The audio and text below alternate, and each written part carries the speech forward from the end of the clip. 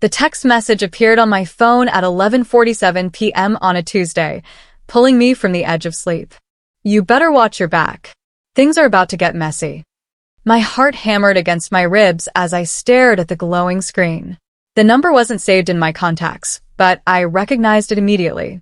It belonged to Tyler, my stepbrother. My hands trembled as I read the words again, searching for some hint that this was a joke.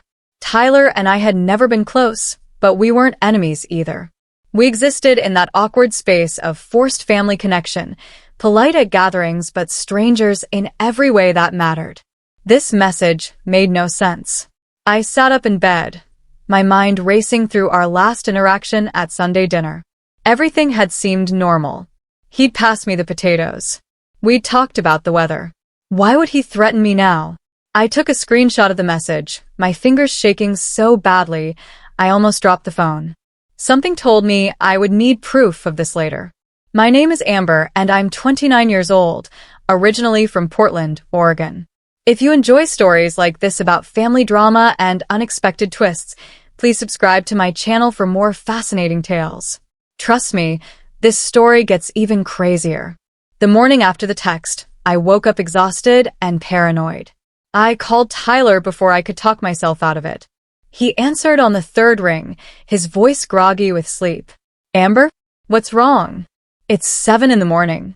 I studied my breathing and asked him directly about the message. The confusion in his voice sounded genuine.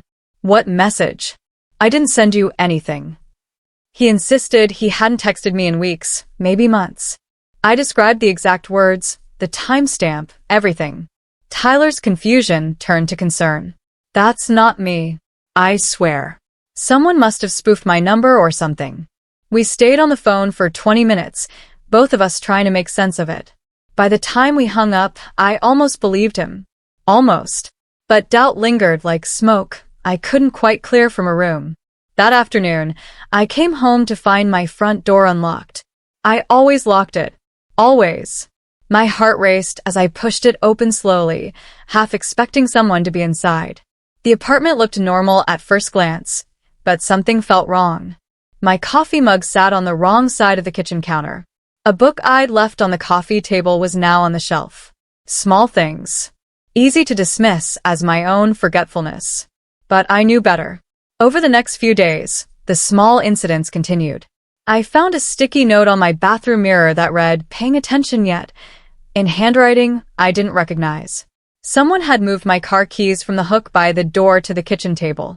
My favorite sweater, which I distinctly remembered hanging in my closet, appeared folded on my bed. Each incident was minor enough that I questioned my own memory. Maybe I was losing my mind. Maybe stress from work was making me paranoid.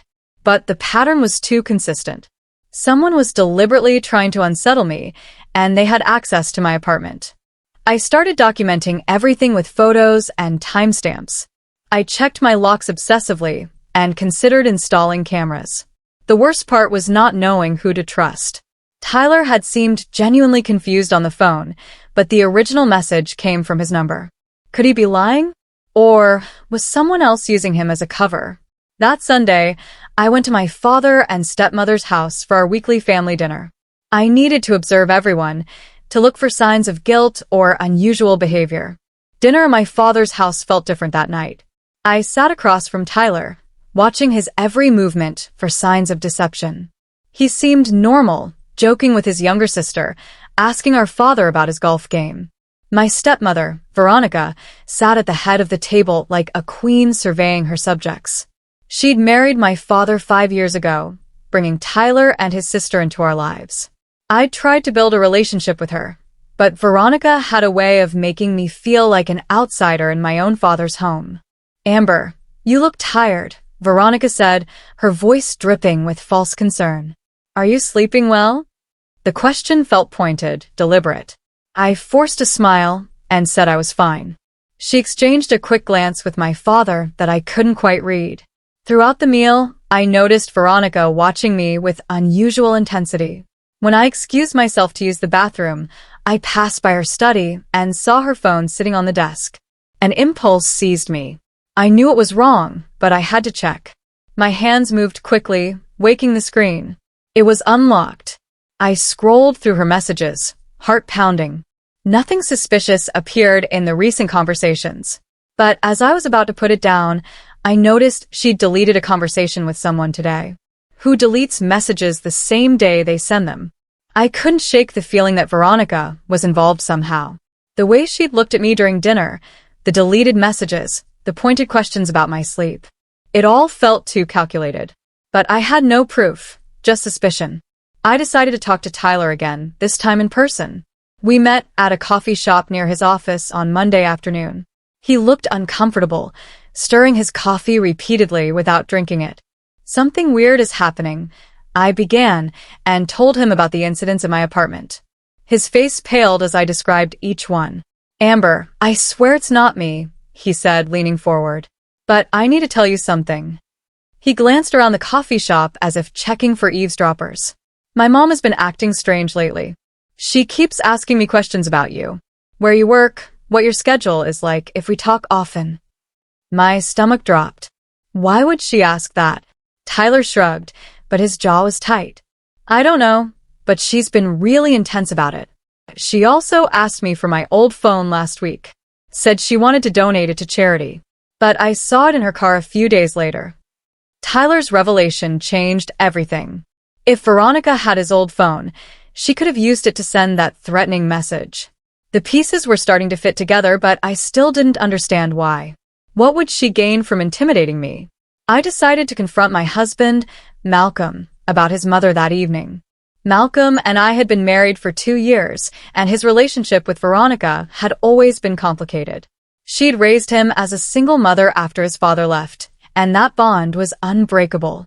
When I brought up my suspicions carefully, suggesting that his mother might be involved in the strange incidents, Malcolm's face went cold. My mother would never do something like that, he said flatly. You're being paranoid, Amber. Maybe you should talk to someone about your stress levels. The dismissal stung worse than any threat. I pressed him about inconsistencies I'd noticed. Why had he told me he was working late on Tuesday when I'd driven past his office and seen his car wasn't there? Why had he been so secretive about his phone lately? Malcolm's answers were smooth, practiced. He had explanations for everything. But something in his eyes told me he was hiding something. I realized I needed concrete evidence before anyone would take me seriously. The next morning, I started keeping detailed records of everything. I downloaded an app that automatically backed up my text messages to the cloud. I took photos of my apartment every time I left, documenting the exact position of objects so I could prove if they'd been moved. I even started recording conversations on my phone, though I wasn't sure if that was legal. Each small piece of evidence made me feel more in control, less like a victim. I created a private email account and sent myself daily summaries of what had happened. If something ever happened to me, there would be a trail. The documentation became my lifeline, proof that I wasn't imagining things. On Wednesday, I received another message from Tyler's number. Getting nervous yet? You should be. This time, I was ready. I immediately called my phone company and requested records showing when the message was sent. I wanted proof of the exact time and tower location. The representative said it would take a few days to process my request, but she could help me block the number immediately. I said no. I wanted to keep the line of communication open. I wanted to see what else they would reveal. That weekend, there was a small gathering at Malcolm's childhood home for his grandmother's birthday. I watched Veronica closely throughout the afternoon. She had this way of dominating every conversation, steering topics to showcase her opinions while subtly dismissing others. I saw her reduce Malcolm's aunt to tears with a casual remark about her weight. She questioned a cousin's career choices loud enough for the whole room to hear. The cruelty was calculated, delivered with a smile that never reached her eyes. Most disturbing was how she controlled the room. People deferred to her automatically, seeking her approval before stating opinions. Malcolm was the worst. He watched her constantly, adjusting his behavior based on her reactions. When she frowned, he changed his tone. When she smiled, he relaxed. I'd seen this pattern before, but never so clearly. Veronica needed to be the center of attention, the most important person in every room. And anyone who threatened that position became her target. As I watched her interact with others, I realized something chilling. The intimidation campaign against me followed her blueprint exactly. Small cruelties designed to make me doubt myself. Isolation tactics that made me seem paranoid when I spoke up. This had her fingerprints all over it. On Monday morning, I received another threatening message. This one was bolder, more aggressive. You don't belong in this family. Time to leave before things get worse for you. I stared at the words, my initial fear giving way to cold analysis. The phrasing caught my attention. You don't belong in this family was something Veronica had said to me once, almost word for word. It was at a family dinner 6 months ago. I'd suggested a different restaurant for Malcolm's birthday, and she'd looked at me with ice in her eyes and said, "You don't really belong in this family yet, do you? You don't understand our traditions." Malcolm had laughed it off as a joke, but I'd never forgotten the venom in her voice. I pulled up screenshots of all 3 threatening messages and studied them carefully. Certain phrases stood out now that I was looking for them. "Watch your back" was something Veronica said frequently, usually as a warning to others about competitors or enemies. "Things are about to get messy," matched her dramatic speaking style. The message wasn't just coming from Tyler's number. The words themselves belonged to Veronica. I felt a surge of triumph, mixed with dread. I was right about who was behind this, but proving it was another matter entirely. My breakthrough came from an unexpected source. Tyler called me that Tuesday, his voice urgent. "Amber, I found something. Can we meet?"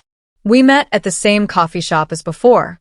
He looked nervous, glancing over his shoulder as he slid a piece of paper across the table. It was a note, written in his handwriting. Except he hadn't written it. "I found this in my mom's desk drawer," Tyler explained. "She's been practicing my handwriting. Look." He showed me several more sheets, all filled with sentences written in his style. Some of them matched phrases from the threatening messages exactly. My hands trembled as I examined the papers. This was the evidence I needed. Veronica had been forging Tyler's handwriting to make the threats appear authentic. Why would she do this? Tyler asked, his face pale. I explained my theory about Veronica seeing me as a threat to her control over Malcolm. Tyler nodded slowly, like pieces were clicking into place for him too. "She's always been obsessed with controlling our lives," he admitted. "But I never thought she'd go this far." I took photos of the handwriting samples, making sure to document everything. For the first time since this nightmare began, I felt genuinely empowered. Veronica had made a crucial mistake. She'd left evidence behind. That evening, I decided to test Malcolm's involvement. I waited until we were alone in the bedroom, then mentioned casually that I'd noticed his mother seemed stressed lately. Malcolm's reaction was immediate and defensive. "What are you implying?" he snapped. "Nothing," I said carefully. "I just wondered if everything was okay with her." He launched into a long explanation about how hard his mother worked, how much pressure she was under, how ungrateful people were for everything she did. The defensiveness seemed excessive for such a simple question. I pushed gently, asking if he'd noticed her acting differently toward me. Malcolm's jaw tightened. "You're always looking for problems with my mother. Maybe the problem is you." The words hit like a slap. I'd suspected he might be complicit, but hearing the contempt in his voice made it real. I studied his face as he ranted about my supposed jealousy of Veronica. His eyes wouldn't meet mine. His hands fidgeted with his phone. He was lying, and we both knew it. "Have you been helping her?" I asked quietly. Malcolm's face went blank. Helping her with what? The careful neutrality of his expression told me everything I needed to know. He wasn't on it. I spent the next week planning my strategy. I couldn't confront them directly without hard evidence they couldn't deny. I needed to create situations where their lies would unravel naturally, where witnesses would see the truth without me having to convince anyone. I started by setting small traps. I told Malcolm I'd be working late on Thursday, then came home early to see if anyone had been in our apartment. I found evidence someone had been there. My laptop had been moved, and browser history showed someone had accessed my email. I mentioned to Veronica during a casual phone call that I was thinking about installing security cameras. Her reaction was telling. "Why would you need cameras? Don't you trust your neighbors?" The way she emphasized the word neighbors made it clear she knew exactly who I was worried about. I began documenting Malcolm's movements too. I noticed he often left the house right before strange things happened at my workplace. Anonymous emails were sent to my boss questioning my performance. My car was keyed in the parking lot. Each incident was designed to isolate me, make me look unstable.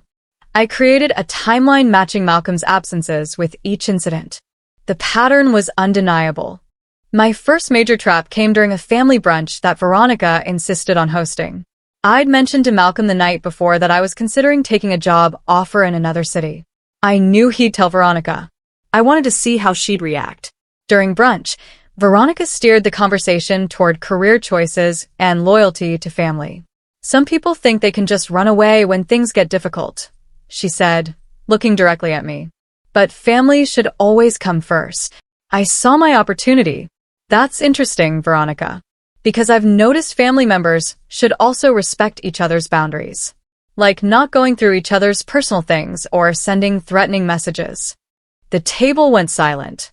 Veronica's face remained perfectly composed, but I saw her hand tighten on her fork. I have no idea what you're talking about, she said smoothly. Maybe you should clarify these wild accusations. I'd been hoping she'd slip up in front of witnesses, but she was too controlled. The trap had almost worked, but Veronica was more careful than I'd anticipated. Malcolm jumped to her defense immediately, making me look paranoid in front of everyone. As we drove home, I realized I needed a stronger approach. Veronica wasn't going to make mistakes in public. I needed to catch her in private, on camera, with evidence she couldn't explain away. Help came from an unexpected source. Malcolm's cousin Rita called me the following week. We need to talk, she said. I know what Veronica is doing to you. We met at a park, away from anywhere the family might see us. Rita explained that she'd been watching Veronica's behavior for years, seeing the pattern of manipulation and control. She did the same thing to Malcolm's first girlfriend, Rita revealed. Drove her away with constant harassment and turned Malcolm against her. I watched it happen and did nothing. I've regretted that for years. Rita had noticed Veronica's increased attention on me over the past months. She'd seen the way Veronica worked to isolate people, poisoning relationships and creating doubt. I have something that might help you, Rita said, pulling out her phone. She showed me a recording from a family gathering 3 weeks ago. In it, Veronica was talking to Malcolm's aunt about me. She doesn't understand how things work in this family. Veronica's voice came through clearly. Some people need to be taught their place. I have my ways. Rita had been recording family events for months, documenting Veronica's manipulations. She offered to share everything with me. For the first time since this nightmare began, I had a genuine ally. Tyler called me on Tuesday evening, his voice shaking. I need to confess something. I can't keep lying for her anymore. We met at his apartment. He paced the living room, unable to sit still as he explained how Veronica had pressured him to participate in intimidating me. She didn't tell me directly to do anything, Tyler said. But she kept suggesting things. Like maybe I should accidentally mention to people that you seemed unstable. Or maybe I should tell Dad you'd been asking strange questions about the family finances. He hadn't realized how far Veronica was taking things until he found the handwriting practice sheets. Then he started noticing other signs.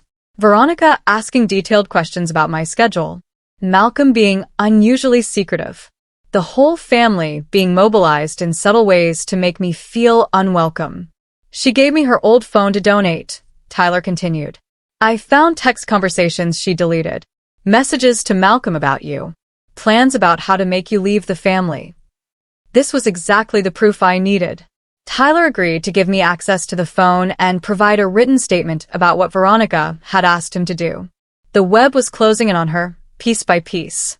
Veronica must have sensed something was wrong. Her tactics escalated dramatically. I started receiving messages at work from unknown numbers. My boss received an anonymous complaint about my professional conduct.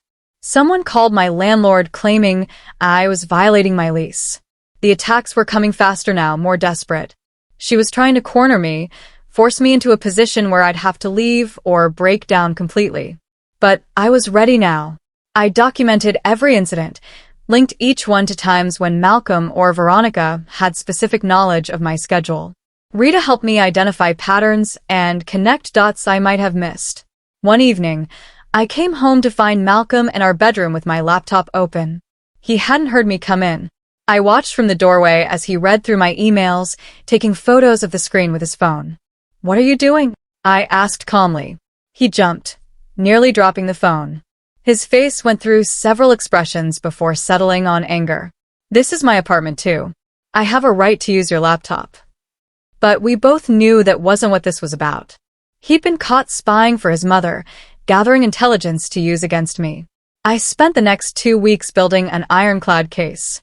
I created a digital folder with everything: screenshots of threatening messages, photos of the handwriting practice, Rita's recordings, Tyler's written statement, my documentation of moved objects and suspicious incidents. I backed everything up in 3 different places. I also started planting small pieces of evidence that would force Veronica's hand. I sent Malcolm an email from a fake account claiming to be a lawyer I was consulting about harassment. I knew he'd tell Veronica. I mentioned to Veronica during a phone call that I'd spoken to a journalist friend about an interesting story. The pressure I was applying made them sloppy. Malcolm became increasingly nervous, checking his phone constantly. I found deleted emails on our shared computer where he'd been corresponding with his mother about the situation. Veronica started making mistakes too. She called me one evening, trying to sound casual, asking if I'd noticed anything unusual lately. The question itself was an admission that she knew about the incidents. I played innocent, which seemed to frustrate her. "You should be more careful, Amber," she said before hanging up. The comment sounded like a threat and a warning. I decided it was time to confront Malcolm directly. I waited until Saturday morning when I knew Veronica was out of town at a conference. I sat Malcolm down at our kitchen table with my phone, recording in my pocket. "I know you've been helping your mother harass me," I said calmly. "And I have proof." I slid printouts of his deleted emails across the table. His face went white as he read messages he thought he'd erased forever. In them, he discussed strategy with Veronica about how to make me reconsider being part of this family. "You helped her access my apartment," I continued. "You gave her my work schedule. You stood by while she tried to destroy my mental health and my reputation." Malcolm's hands trembled. "She's my mother. I had to help her." The admission hung in the air between us. He realized immediately what he'd said, how completely he'd just confessed. "Why?" I asked. "Why would you do this to someone you claim to love?" He couldn't meet my eyes. "She said you were trying to pull me away from the family. She said you were turning me against her." I had to choose. The broken logic would have been sad if it wasn't so destructive. He'd chosen his mother's need for control over his wife's well-being. The public exposure came at Malcolm's uncle's retirement party. I hadn't planned it that way, but opportunity presented itself. Veronica was holding court as usual, surrounded by admiring family members. She was in the middle of telling a story that painted her as the victim of someone's ingratitude when she made a critical error. "Some people just don't appreciate everything you do for them," Veronica said, her eyes finding mine across the room. "You try to help them, guide them, show them the right path, and they repay you with suspicion and accusations." Rita, who was standing next to me, spoke up loudly. "Like when you helped drive away Malcolm's first girlfriend. Or when you convinced Tyler to stop seeing his father." The room went quiet. Veronica's face remained composed, but I saw the flash of rage in her eyes. "I don't know what you're talking about, Rita. Perhaps you've been drinking too much." Rita pulled out her phone. "I have recordings, Veronica. Years of them. Should I play the one where you discuss teaching Amber her place?" The color drained from Veronica's face. Other family members started murmuring, questioning looks directed at both Rita and Veronica. The perfect image was beginning to crack. I seized the moment and suggested we all talk openly about what had been happening. Malcolm's uncle, who was hosting the party, agreed that perhaps some family issues needed to be addressed. We gathered in the living room, tension thick enough to cut. I could see Veronica calculating her options, trying to regain control of the situation. "There have been some misunderstandings," Veronica began, her voice smooth. "Amber has been under a lot of stress, and I think she's confused about certain family dynamics." I pulled out my phone and connected it to the uncle's TV. Let's clear up the confusion then. I started with the threatening messages, showing the progression from Tyler's number. Then I displayed the handwriting practice sheets Tyler had found. I played portions of Rita's recordings where Veronica discussed manipulating family members. With each piece of evidence, I watched the room's dynamic shift. Family members who had always deferred to Veronica started looking at her differently. Malcolm sat frozen in his chair, unable to defend his mother against the mounting proof. His aunt asked pointed questions. His grandfather demanded explanations. The carefully constructed image of Veronica as the family matriarch was collapsing in real time. I presented everything methodically, letting the evidence speak for itself. Text messages showing coordination between Malcolm and Veronica. Documentation of incidents at my apartment matching times when Malcolm had keys. Tyler's written statement about the pressure he'd faced. The room fell completely silent as I played the recording of Malcolm's confession from our kitchen table conversation. His voice admitting he'd helped his mother harass me echoed through the room. "She's my mother. I had to help her," his recorded voice said. Every eye turned to Malcolm, who looked like he wanted to disappear. Veronica tried to interrupt several times, but Malcolm's uncle insisted everyone hear the full presentation. By the time I finished, the evidence was overwhelming and undeniable. Veronica had orchestrated a campaign of intimidation against me with Malcolm's help. She'd manipulated Tyler and used family dynamics to isolate me. Several family members spoke up with their own stories of Veronica's manipulation. Malcolm's aunt tearfully shared how Veronica had driven a wedge between her and her children years ago. A cousin admitted Veronica had sabotaged his relationship. The floodgates had opened. People who had been afraid to speak up for years finally felt safe to share their experiences. Just when I thought it was over, Veronica's sister Claire stood up. "Before everyone condemns Veronica completely, there's something you should know." My stomach dropped. Claire had always been Veronica's closest ally. She pulled out her own phone, and I braced for a counterattack. "I've been helping Veronica with this situation," Claire admitted. "She asked me to watch Amber's social media, find anything we could use against her. I thought I was helping protect Malcolm from someone who didn't deserve him." The room erupted in shocked murmurs. Claire had been the spy I hadn't identified, the hidden ally Veronica had kept in reserve. "But I also recorded our conversations," Claire continued, her voice shaking. "Because something felt wrong. Veronica, you've gone too far this time." She played an audio recording of Veronica outlining a plan to plant evidence that would make me look mentally unstable. They discussed having me involuntarily committed for psychiatric evaluation. The room went dead silent. This crossed a line beyond family manipulation into something genuinely criminal. Malcolm's face went pale as he listened to his mother casually discuss destroying my life completely. I had prepared for many scenarios, but not this one. I stood up calmly and addressed Claire directly. "Thank you for that recording. I'd like to add it to my evidence collection." I pulled out a folder I'd brought with me, thick with documentation. I've been tracking everything for weeks, including some things Claire might not have shared with Veronica. I showed screenshots of messages between Claire and a private investigator I'd hired. Claire had been feeding me information about Veronica's plans the whole time, playing both sides. "Claire contacted me 3 weeks ago," I explained. She'd realized Veronica had gone too far and wanted to help stop her. Everything she'd just revealed, I already knew. The final piece of the puzzle clicked into place for everyone watching. Claire had been my insurance policy, my inside source. Veronica's face went from pale to red as she realized she'd been completely outmaneuvered. Tyler stood up then, moving to stand beside me. "I'm sorry I didn't come forward sooner, Amber. But I'm here now to tell the truth about everything Mom pressured me to do." With Tyler's public support, my credibility became unquestionable. Veronica's power structure was completely dismantled. The aftermath was swift and severe. Malcolm's uncle, as the family patriarch, demanded Veronica apologize and seek professional help. She refused, maintaining she'd done nothing wrong even as the evidence surrounded her. Malcolm tried to defend her one last time, but his voice lacked conviction. His family members, people who had enabled Veronica for years, turned on her with surprising speed. They needed someone to blame for years of dysfunction, and Veronica was finally vulnerable. She was uninvited from family events indefinitely. Malcolm's grandmother, who had always been quietly afraid of Veronica, banned her from her home. The social consequences came fast. Friends who had admired Veronica's strength started questioning past incidents through a new lens.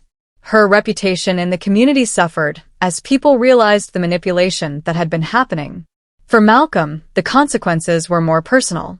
His family made it clear they expected him to make things right with me or face being cut off as completely as his mother. He'd enabled abuse against his wife, and that wasn't something they could overlook. As for me, I felt vindicated but exhausted. I'd won, but the victory came at the cost of my marriage and my trust in the family I'd tried to join. 2 months later, I sat in my new apartment, the one I'd rented after leaving Malcolm. Tyler had helped me move, actually showing up with a truck and refusing to let me pay him. Rita brought food and stayed to help me organize. We'd become genuine friends through this ordeal. Malcolm had signed divorce papers without contest. His family's pressure, combined with his own guilt, had broken through his mother's influence. He wrote me a letter apologizing, though words felt inadequate for what he'd done. Veronica, I heard, had moved to another state. The family had effectively exiled her, and she'd left rather than face the daily judgment.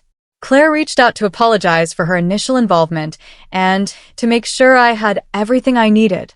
The recording she'd made of Veronica's most extreme plans had been the key to my complete victory. I'd learned something important through all of this. Gaslighting only works if you doubt yourself. Documentation is power. And sometimes the best revenge is simply refusing to be broken. I looked around my apartment, filled with my things arranged exactly how I wanted them.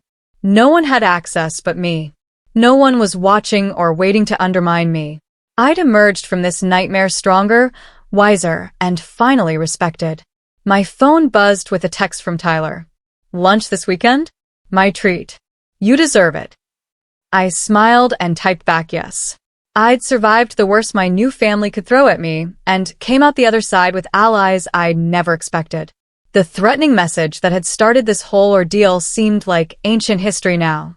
I'd turned the tables completely, and the woman who'd tried to break me had instead revealed her own weaknesses. Sometimes I realized the best victory is simply walking away whole.